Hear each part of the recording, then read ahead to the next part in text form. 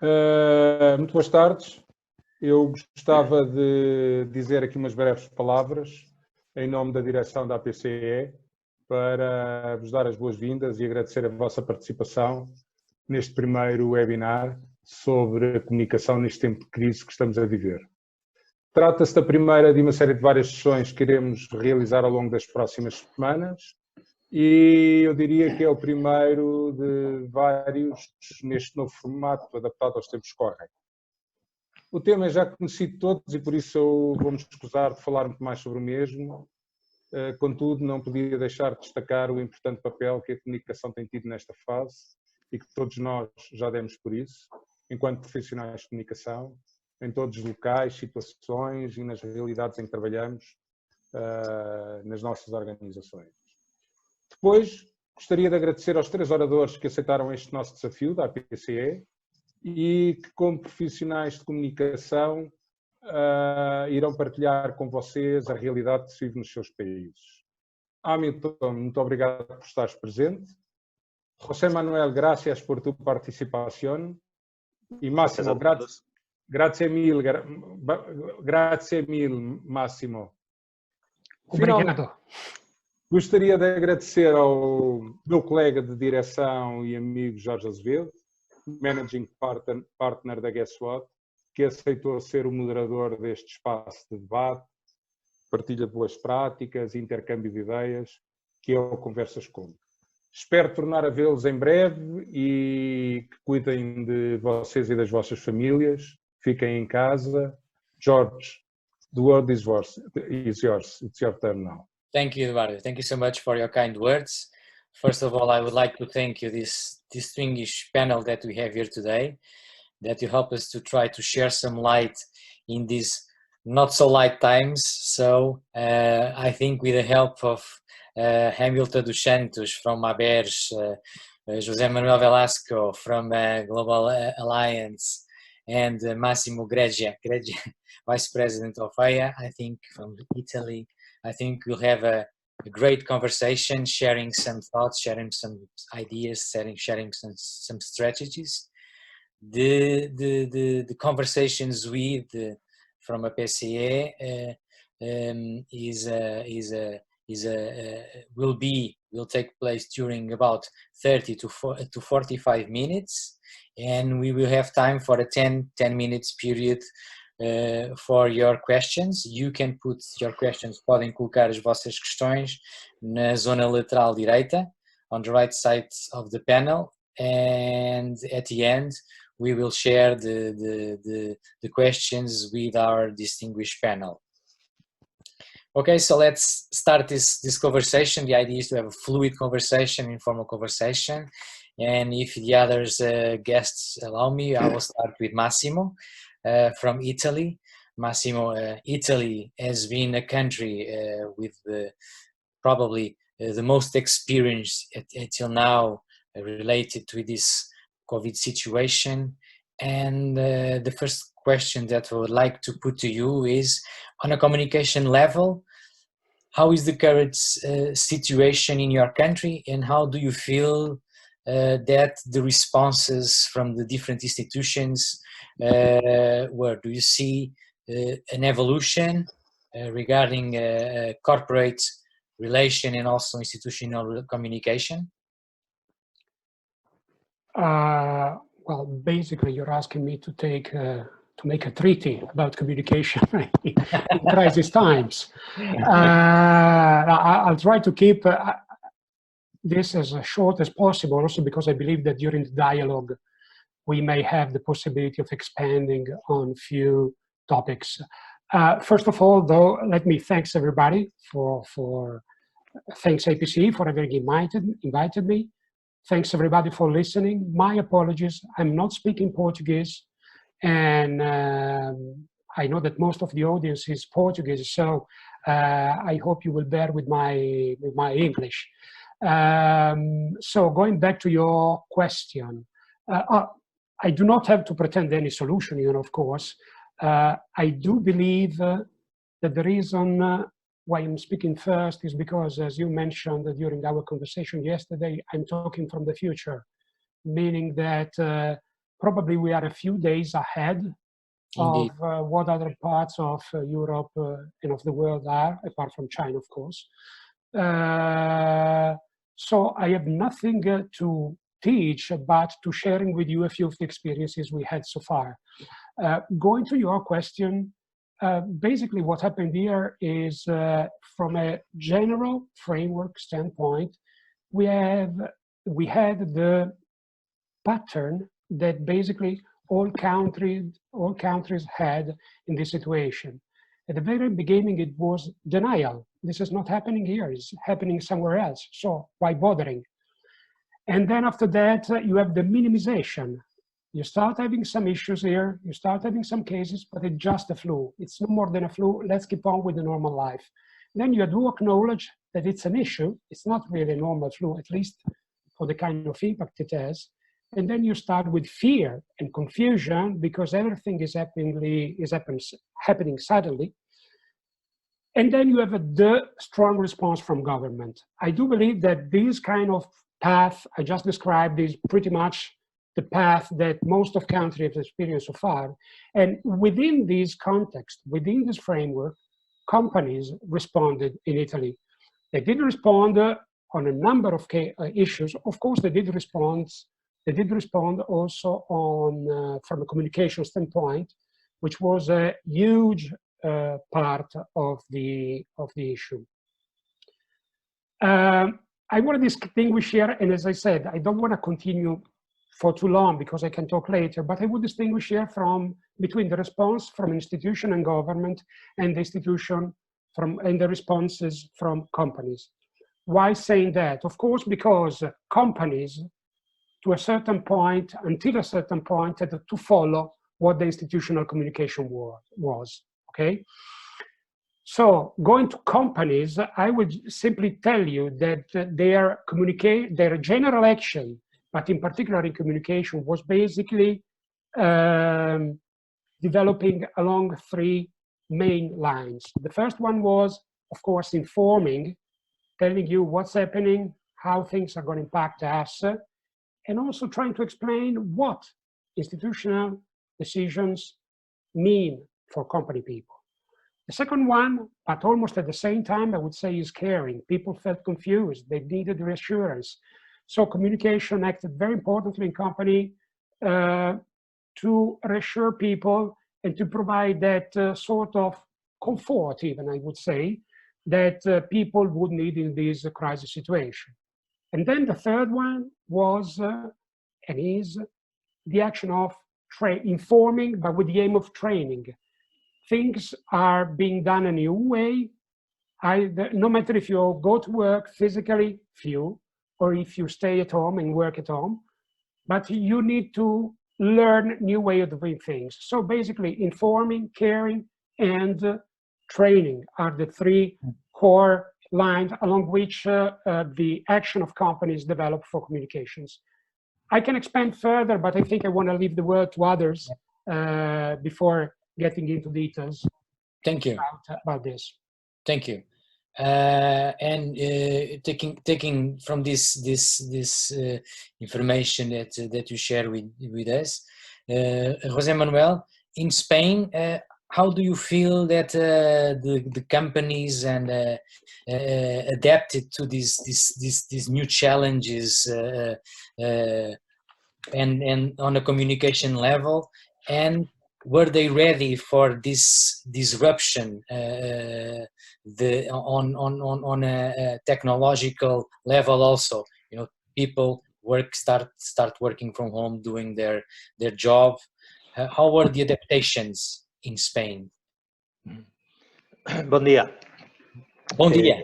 Bon dia. First of all, I thank APCE for inviting me to participate in this webinar.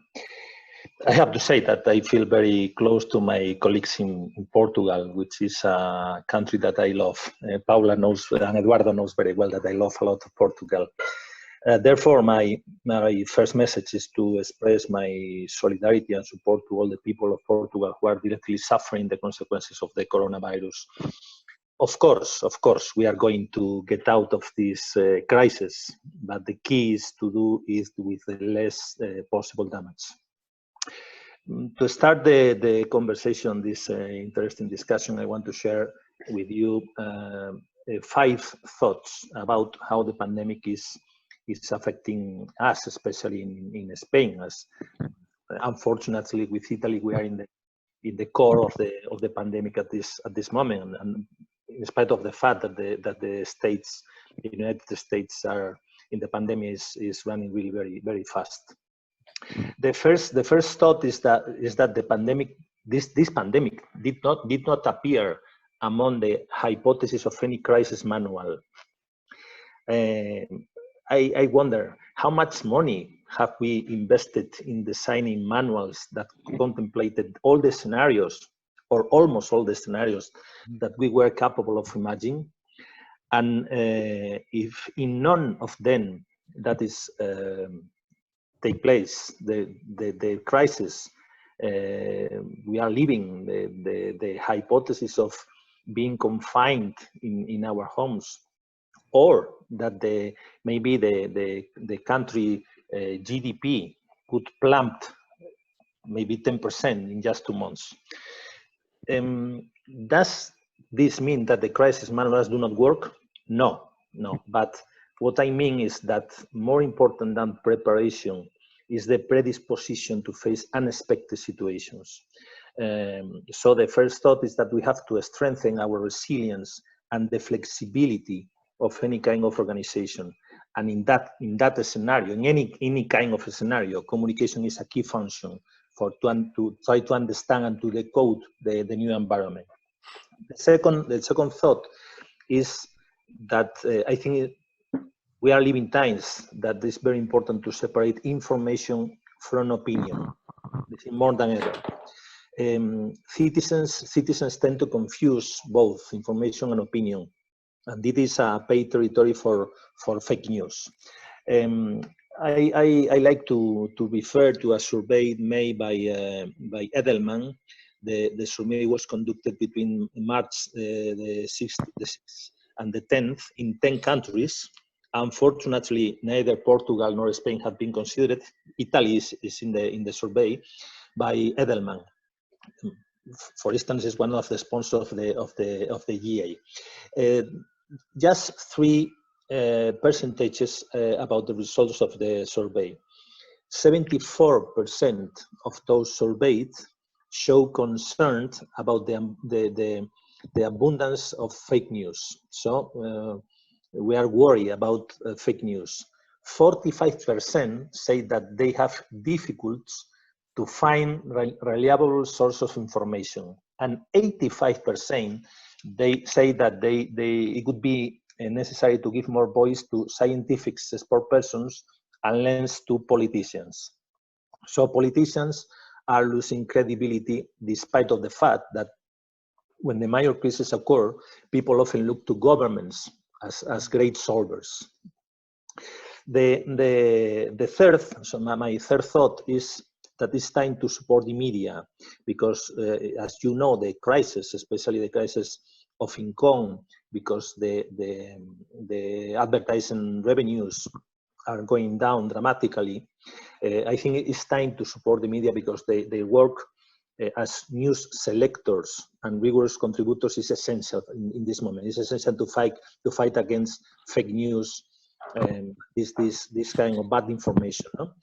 In my opinion, organizations have to help the media with rigorous and reliable information to remain media, because I am terrified about a scenario without media in this moment.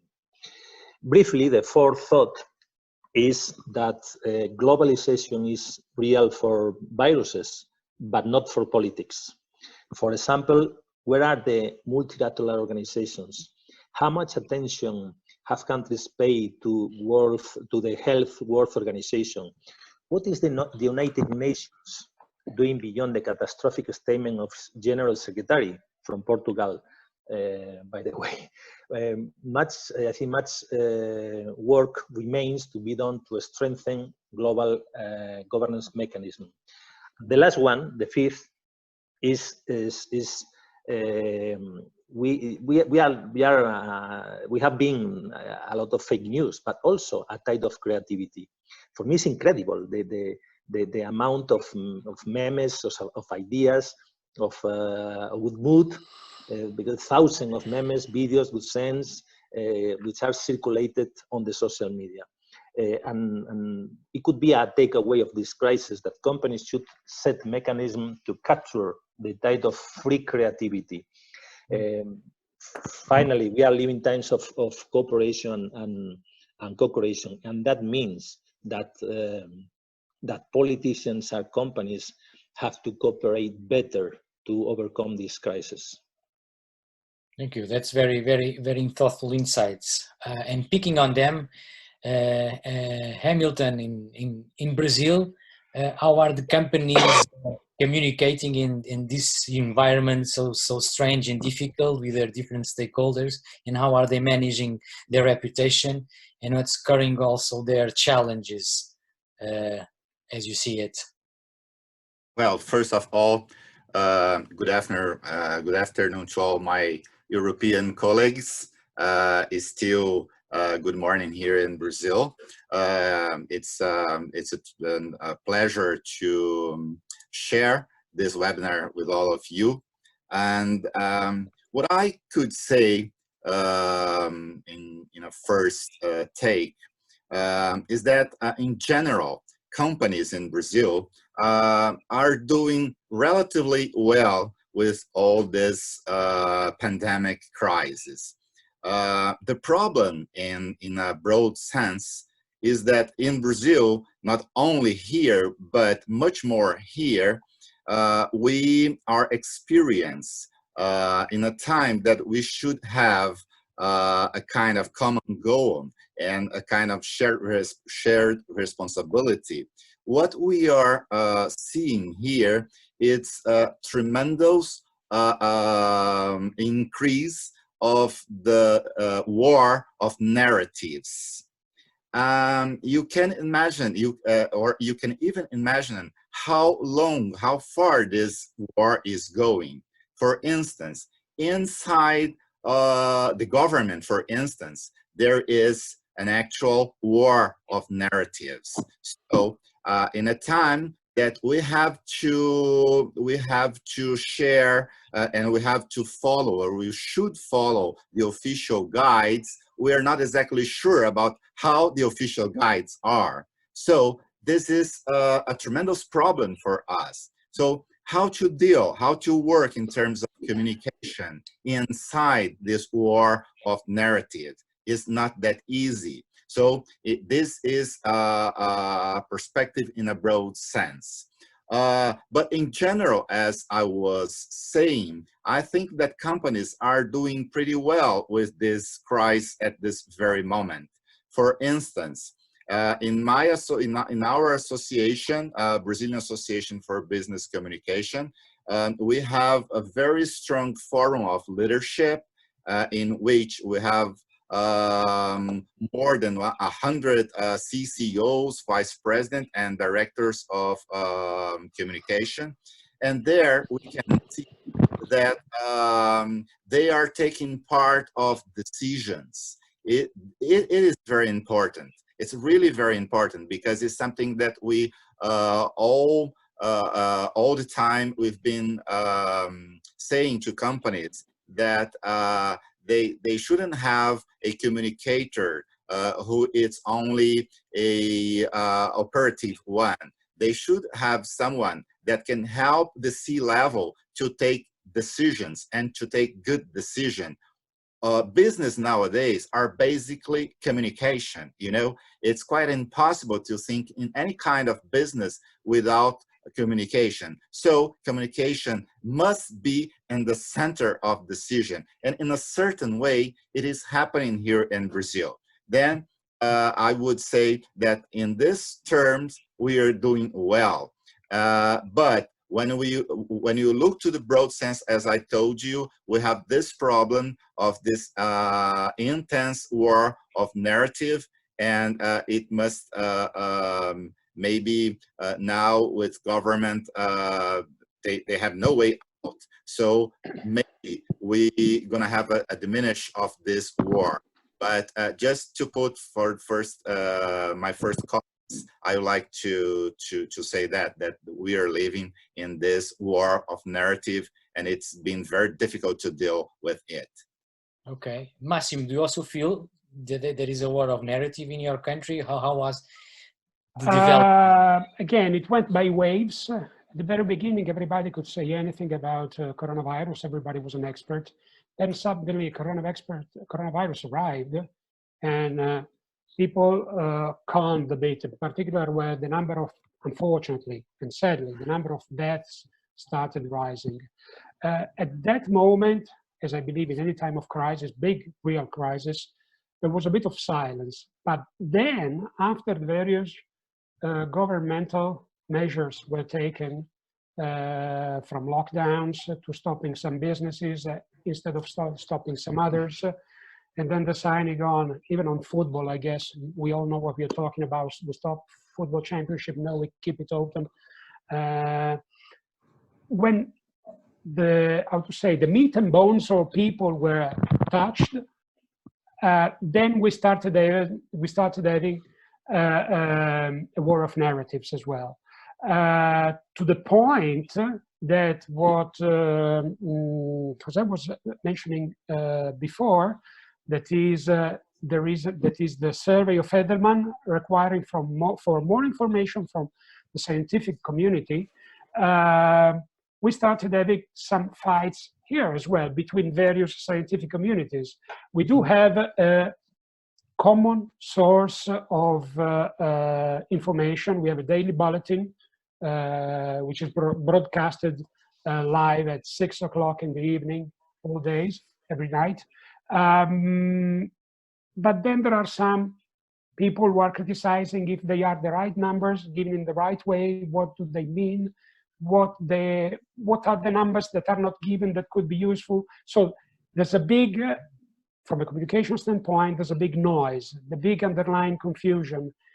And again, this is the framework I was talking about before, that is the environment in which companies have to deal. I just want to give you a couple of examples. We did have a number of decrees starting from, I believe, March 8 or 9. We did have a few. Because first we started with closing an area, then we expanded, and that was another decree. Then we started stopping some shops, then all shops, then factories. And this was a whole progression of information, institutional information coming out. To be honest with you, given out, and this is probably a bad example, I wouldn't try to follow from a communication standpoint, anticipating some information saying that these measures will come into force tomorrow, the day after tomorrow, and then maybe even different information coming into place with respect to what announced the day before. This caused a lot of confusions. Companies had to decide overnight, it was Sunday 21st, 22nd March, they didn't know if that Monday, the following Monday, they would be open or closed. But the decree had been announced saying that it would fall into place. But there wasn't a list of business sector which would be closed or open. The companies had to make a decision on their own, meaning either we tell our people, presumably, if I am an energy provider, if I am a food business, probably I know I will stay open, so I will say some things to my people. But what about if I am a clothing business? Shall I tell my people stay home, or shall I tell them let's wait for more clarification? In this case, having a concise, firm, and immediate communication would have been critical from a governmental side. Companies, what they did, in my opinion, they did react very well, as Hamilton was mentioning. I mean, I do believe the company is doing a pretty good job given the framework, because they are making decisions, staying on top of what is being issued from governments, and they are making also decisions. Now I'm forgetting about the economic side, which is a whole entire issue, but from a communication standpoint, they are making decisions based upon what should be announced and said to their people, so that the people know, okay, we can go this way, we can work that way. And in this way, they are providing a lot of assurance, which is, as I said at the beginning, one of the biggest needs that people are feeling right now. And José Manuel Velasco, and related to this situation, you know, companies are used to develop their businesses with a plan, with a strategy based on some possibilities, based on some objectives that are defined in the beginning of the year. Like you said in the start, not anything goes right now. So what are the key factors that must be held right now in consideration for companies sailing in these troubled waters? Mm-hmm. Regarding to the words of Hamilton, I have to say that at the beginning, the Spanish government had the intention to create a political narrative about the issue, about the crisis, and it was a big mistake, because now citizens are expecting solutions, are expecting about how to manage the crisis, not to create a narrative about the crisis. And I think the government was aware about the mistake and changed the strategy. And now it's a combination, for instance, between professional or technical spoke people and political spoke people. But it was a temptation at the beginning of the crisis, and it was a big mistake. Regarding to the behavior of companies, I think companies are trying to survive.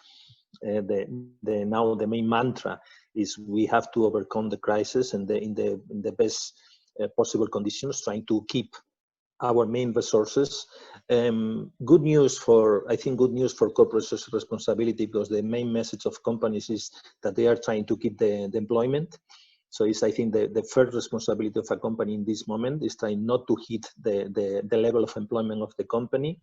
The figures of the unemployment in Spain that have been released this morning are really terrified, are really very bad.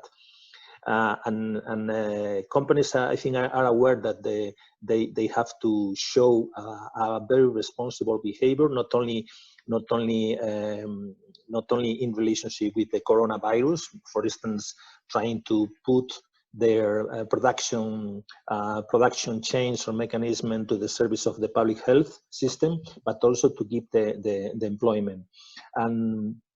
And I think they are doing well in general, because the main priority is to keep people safe.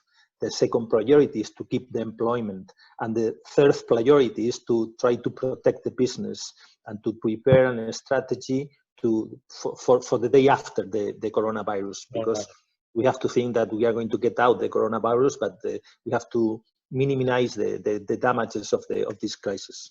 Of course. Hamilton, do you also feel that it's the same in Brazil? Because, for example, here in Portugal, we are also seeing that a lot of companies right now, in regards of the communications, it's less a commercial communication and more social responsible communication. A lot of campaigns related to the safety of people. Do you also feel that in Brazil the shift is happening? Yes, Jorge, for sure. One thing that we can observe here in Brazil is that companies, all of them, they used to have a very diversity in their social programs, in their social responsibility programs. And in a blink, they have managed to transfer all the resource that they had to only one social program responsibility right now, which is the crisis. So I think it's something very positive. It's a very good reaction. We have a lot of example of big and medium companies here helping in first place their employees. And in this sense, they are trying to work all together, the government, to to see what they can do about salaries and all this employees stuff, but they are reacting very well in this sense. I would like to complement my answer by saying that what we are observing here in Brazil, and I think that in all over the world, is a phenomenon, a very important phenomenon that will, in my opinion, to help the fight against fake news. What we are observing here in Brazil is a kind of rebirth of the media, the traditional media industry. How, in our perspective, in corporate communication perspective, what we are observing is that companies are dialoguing, are talking much more closer to newspapers and televisions and whatever, and trusting them. And so we are observing a true rebirth of the media industry here in Brazil. I think it's a tremendous positive thing that comes from all this crisis, you know, because it helps in a way that we can turn our vision to some protocols of how we get information, how do you produce information, the importance of the checking, you know, and so I think this is very positive for us in this difficult moment. Okay. And Massimo, do you feel that in regards to, for example, internal communication, do you feel that the companies are doing their best? Because right now we have a specific situation. Most of us are working from home. The teams are dispersed. So the major companies and all the companies need to start and need to have already done some implementation regarding internal communications. Do you feel that it's being done prolific in Italy? Yes, I think the short answer is yes. I think they're doing pretty good. As in general, communication response from companies was pretty good. I'm just liaised to what Hamilton just said and what Jose Manuel just showed. There was a quick chart about how the importance of traditional media. Is that correct, Jose? This is yes. I'm going to share the screen.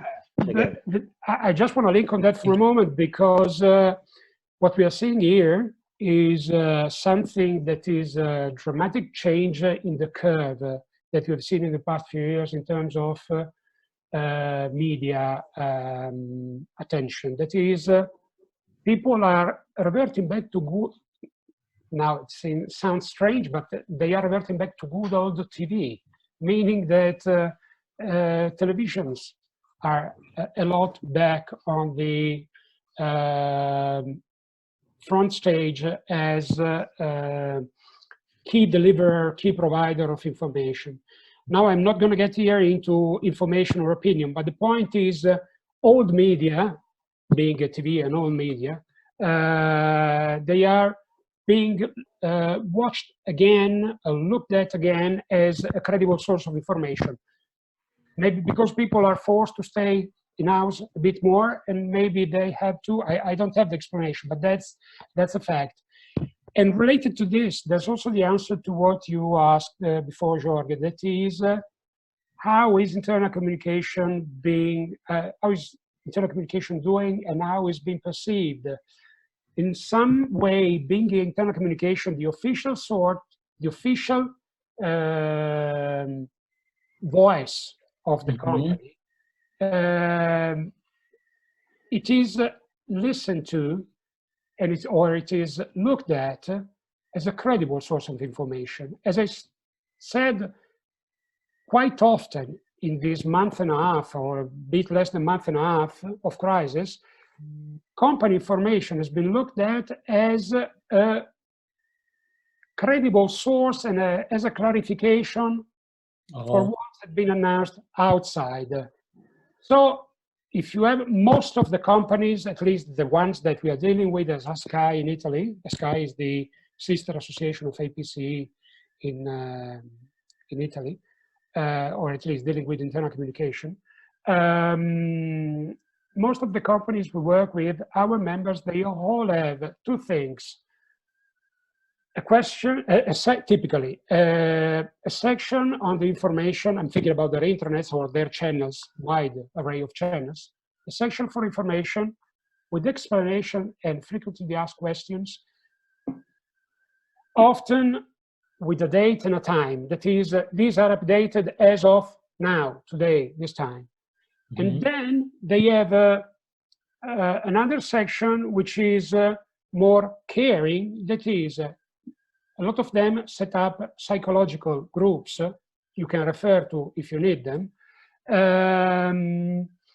But there are social media teams within the companies responding in real time to questions from people. How should I behave in this situation? What should I do? I have this problem. I'm trying to do this, but I cannot succeed. Is it an issue if I'm not going, I'm not connecting? What is my boss saying? All these kind of doubts which increase the uncertainty of people in already difficult situation are minimized by people working typically in internal communication. Of course, internal communication means one professional person who is working with the whole company trying to deliver and convey some clear information. So if you're asking me if I can be on holiday, it's not me, internal communication decided, but I am the official source telling you that yes, you can be on holiday versus being able to work in a certain way. Sorry, I forgot to say before. So we have this information, the caring, and then the training. One of the first requests which was asked to many companies was a request for how I can do things. Yesterday, I used to go to work, I would log in, I would do this and that. Now, how can I do this at home? And then it's a lot different if you are dealing with a business or another. Completely different if you are, of course, a factory person, or if you are an office person, a service person. What we take as a given, as a standard, in this occasion has been completely changed. And even the silliest question, the most tricky thing is asked, because you were used to go and ask for a form, and okay, you find it online, but what if I have to get it signed? And I mean, in the very first day, it was not easy, but internal communications immediately made available also instruction on how to do things, on how to relate with colleagues or with bosses or whatever it was. With less bureaucracy, like you were saying, more in a more direct way. Also in a more direct way. Someone made a comment sometimes. Well, in Sky we also set up a chat between members, and I have to say that in 48 hours, 30 ideas and suggestions came up that could be implemented in all companies. So also there's this need of confrontation, dialogue between people in order to do their job. But apart from that, someone said, tell my boss that it's not required to have a meeting at 8:45 every morning just to show that everybody is starting at work. Yeah. This is interesting also for the future, because for the future, but we can touch subject later, this is going to change. People will have expectation, will find difficult to revert back to old habits. Yeah. And companies will have to face the fact that people now are used to do things. They are able to deliver rather than being controlled.